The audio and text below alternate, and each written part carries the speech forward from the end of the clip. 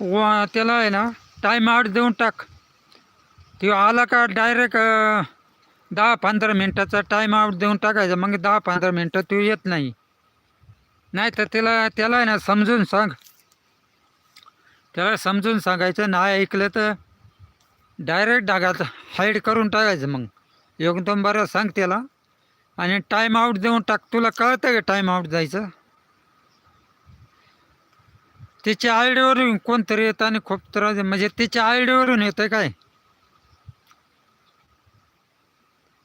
टाकते आणि डिलीट करते ते. आणि